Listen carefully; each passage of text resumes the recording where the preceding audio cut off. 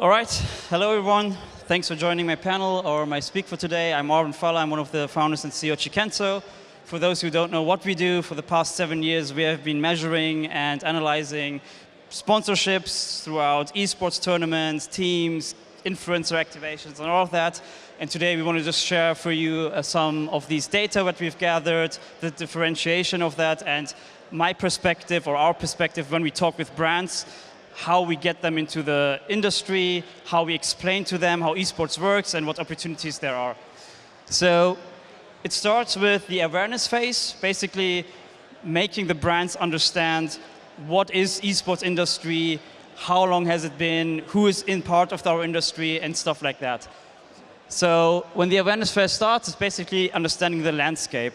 Landscape basically means who was part of our industry, when did it start, which kind of industries have been active. You can already see we have from energy to utility until automotive. And if you look at all these brands that have been part of it, you can see there have been a ton of them lately. So you have, just if you look at the automotive part, you have Mercedes to Lexus, and there have been a lot of other partnerships that have been announced lately. Obviously, not all of these brands are still active, which means some of them came into the industry, some of them left recently, and these have obviously reasons. Some of them just burned their fingers because there was activations that did not work out, not enough data, not enough information to justify another sponsorship again. And this is just an example, an expert. This is not all everything what we have. If you just look at the automotive industry, we can already see as well, it is way more beyond that. Not only 4 or 5 brands, but way more than that. And what is important is to make the brands understand what can you do in this industry, who is part of it, what activation took in the past, which were good and which one of them were really bad, so they don't make the same mistakes. So it's all about that, you know, just starting ahead already. Then obviously it's about understanding the sponsorship goals. Some of the brands, they need to give you the information. What's my goal in terms of a partnership?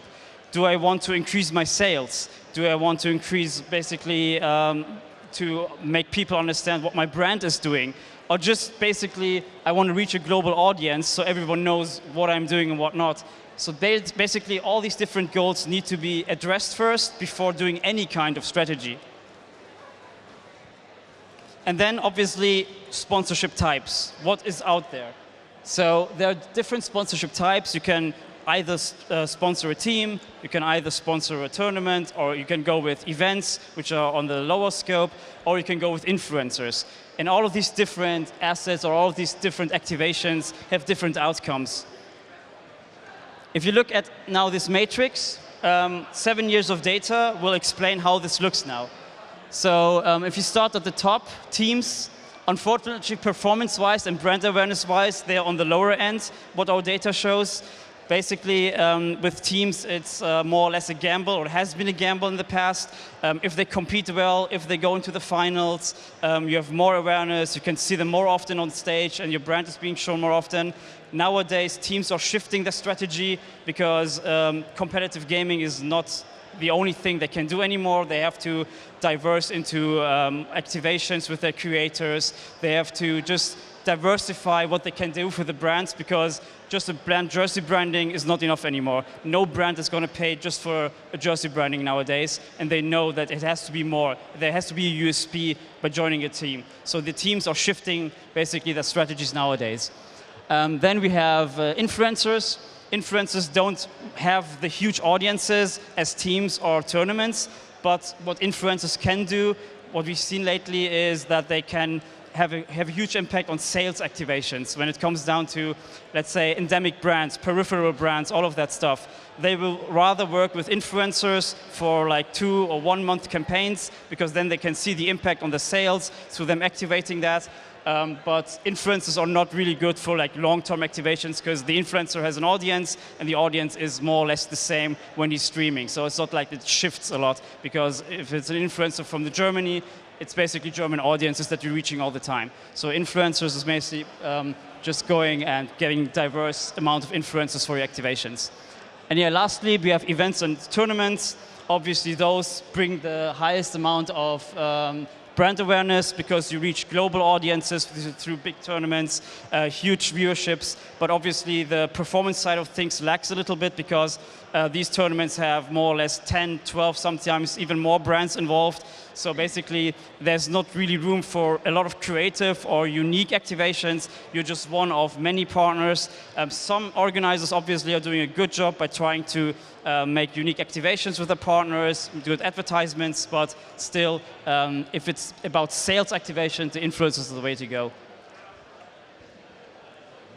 Yeah, know your audience. So when we work with brands, they always want to know, obviously, what audience am I reaching if I want to invest or if I want to sponsor anything. So first of all, we need to explain and educate the brands that the consumption behavior of the audiences is shifting. 20 years ago, people were into print, into media, into TV, all of that stuff. It's shifting heavily more and more towards online, short-term activations, short-term content, social content, all that stuff that is quick, fast, milliseconds, all of that stuff. So basically, content also needs to adjust on the behavior of how the audiences are consuming it. Also, obviously, age. If a brand wants to reach specific age groups, you can already see like these are different tournament and big league titles, how the average age distribution is. Obviously you have games like Dota 2, which the average is even higher, but you also have other games like Minecraft, Roblox, Fortnite, where the average is even lower. So basically it's also good to know who you're even reaching, like which age groups. And then comes the execution phase. So basically, once you know what target group you want, what your goals are, it's down to executing that. I've brought with me some examples from the Prime League in Germany. The Prime League is basically League of Legends, the regional game. And within the game of League of Legends, there's a certain objective. Obviously, it's a mobile game. One team plays against another. They try to destroy their base. And there are also other objectives. And here you can, for example, see one might be not a really good execution because it's KitKat. KitKat obviously has the slogan, have a break, have a KitKat. And they used that activation when there was like issues with the broadcast. So you can imagine when there was like issues with the broadcast, they brought that in and the whole Twitch chat was like flaming KitKat initially because they thought if it's an issue with the broadcast, it's KitKat's fault. So that's not maybe the best activation you could do as a brand, but still, people were engaging, and maybe the brand wanted them to engage that way. This is maybe a better example or a good example. This is an insurance company in Germany, and obviously there's other objectives in the game. So if you kill, it's called Nashor, so it's a big NPC, and if you kill that, your whole team gets a specific buff. And once they kill Nashor, then this insurance slogan comes up, you're strong now, let's go, you have to push now, all that stuff. So basically it's also a very unique activation. Other brands are utilizing it. I think Red Bull is doing it with the LEC. So basically this is also one of activations that are fitting authentically into the game.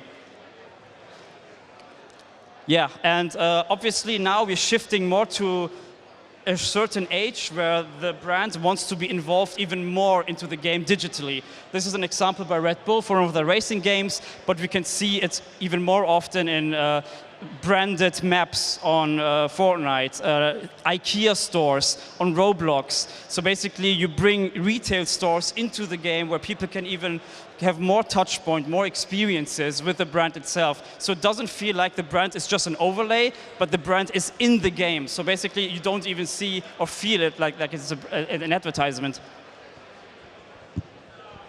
Yes, and now evaluation phase. This is where brands love it, teams and organizers hate this, because obviously now it comes down to understanding the values, the KPIs.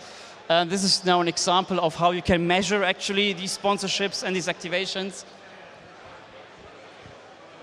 So yeah, this is a video with PGL.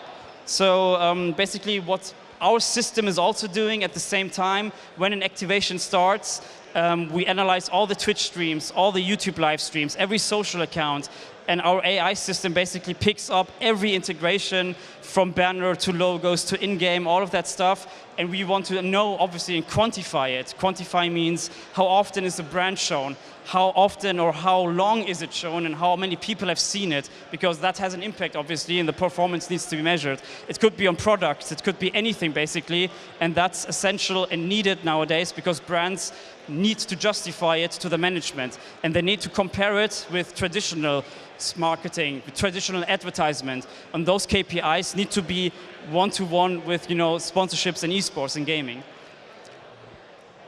Yeah, now it's on optimizing it. Optimizing basically means if you have an activation, how can you optimize it? What can you see? Here you can, for example, see the Red Bull can, but what you can't see is the fridge that is behind one of the commentators. So our AI sees this and detects it and pings the broadcaster, hey, wait, one of your assets can't be seen. So they know, oh, damn, let's shift the camera angle because now we can see the fridge finally.